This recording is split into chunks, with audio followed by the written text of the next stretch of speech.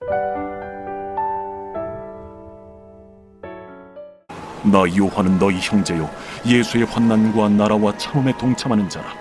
하나님의 말씀과 예수를 증언하였으므로 말미암아 밤모라 하는 섬이 있었더니 주의 날에 내가 성령에 감동되어 내 뒤에서 나는 나팔 소리 같은 큰 음성을 들으니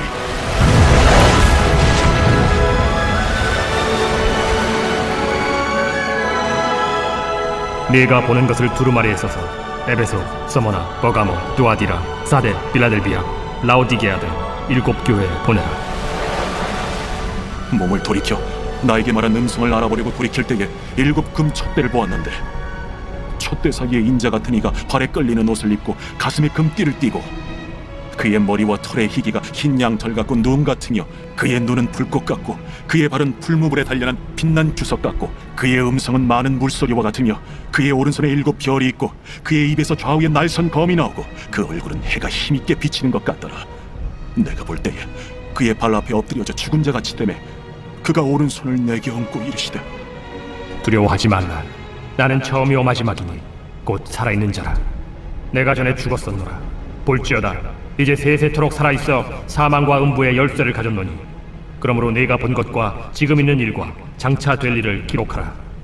네가 본 것은 내 오른손의 7 별의 비밀과 또 7 금촛대라. 7 별은 7 교회의 사자요 7 촛대는 7 교회니라. 요한이 반모섬의 유배 중에 있을 때 하나님의 계시를 받게 되어 기록한 책이 요한계시록이죠.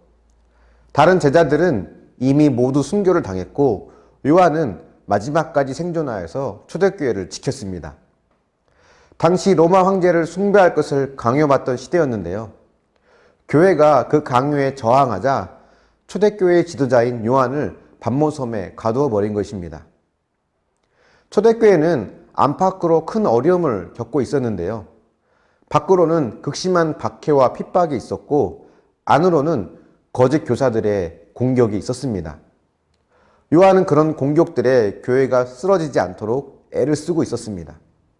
그런 상황에서 요한이 반모섬에 갇히게 된 것은 교회로서는 또 다른 위기를 맞게 된 것입니다. 그런데 반모섬에 유배를 당해 아무것도 할 수 없는 상황이 겉으로 보기에는 불안해 보이고 실패할 것처럼 보이지만 그때야말로 하나님의 계시를 받기에 가장 적합했다는 것을 알아야 합니다. 오히려 그때가 하나님께서 일하실 때라는 것입니다.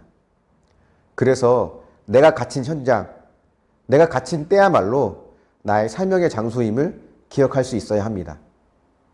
하루는 요한이 성령에 감동되어서 나팔 소리 같은 큰 음성을 듣게 됩니다.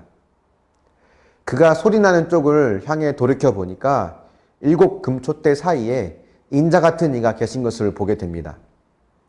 인자 같은 이는 예수님을 이야기하는 것이죠.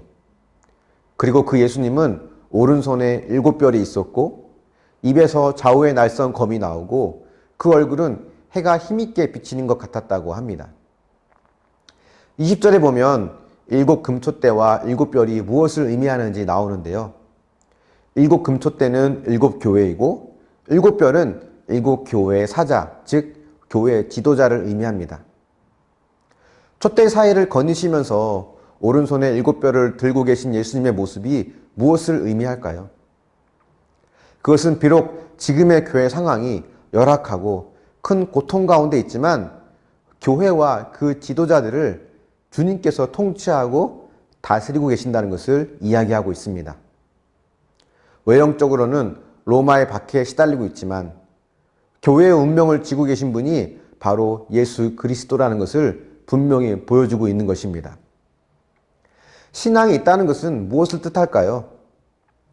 눈에 보이는 현실을 보며 그 현실이 좋아지고 호전되는 것을 이기는 것으로 본다면 그것을 신앙이라고 하지 않습니다. 우리가 만난 현실을 주님의 시선으로 바라보며 그 현실을 살아내는 것이 참 신앙인의 모습이죠. 교회는 점점 어려워지고 나아질 소망이 보이지 않을 때에도 주님은 여전히 교회를 통치하고 계시듯이 저와 여러분의 삶이 점점 어려워지고 소망이 보이지 않는다 할지라도 주님이 통치하고 계심을 믿을 수 있어야 합니다. 그분의 통치 안에 있기에 마침내 승리할 수 있음을 또한 믿을 수 있어야 합니다. 무엇이 여러분의 소망을 잃어버리게 합니까? 이제 주님의 시선으로 여러분의 삶을 들여다보시고 그 속에서 역사하시는 하나님을 더 깊이 있게 만나고 회복을 경험하는 저와 여러분이 되기를 축원합니다. 묵상해 보십시오. 지금 갇혀있는 삶의 자리가 어디입니까? 그 자리가 사명의 자리라는 것을 인정할 수 있습니까? 그렇다면 지금 여러분은 어떠한 사명의 자리에 서 있습니까? 어떤 최악의 상황에서도 주님이 다스리고 통치하고 계심을 인정할 수 있습니까? 기도하겠습니다. 사랑의 하나님, 밤모섬에 갇혀있는 요한의 모습을 보면 실패할 것 같은, 또 아무것도 할 수 없는 무력한 상황에 빠진 것처럼 보이지만 그때야말로 하나님께서 계시할 수 있는 가장 좋은 때임을 우리가 믿음의 눈으로 보게 됩니다. 돌아가는 상황과 주어진 현실이 아무리 힘들고 어렵다 할지라도 그 상황보다 더 뛰어나신 하나님을 볼 수 있는 믿음의 눈을 열어주시길 원합니다. 요한이 그곳에 있을 때 하나님의 계시를 받은 것처럼 우리가 갇혀있는 것 같은 그런 고통의 시간을 맞이할 때 그때야말로 하나님께서 일하시고 나와 함께 하신 때임을 기억할 수 있도록 인도하여 주시옵소서. 최악의 상황이지만 그 상황에서도 주님은 언제나 다스리시고 통치하시는 분임을 인정하길 원합니다. 우리 삶에 어떠한 어려움이 올지라도 그 상황을 믿음의 눈으로 바라보며 그 속에서 나와 함께 하시는 주님을 바라볼 수 있도록 인도하시고 함께하여 주시옵소서. 감사드리며 예수님의 이름으로 기도합니다. 아멘.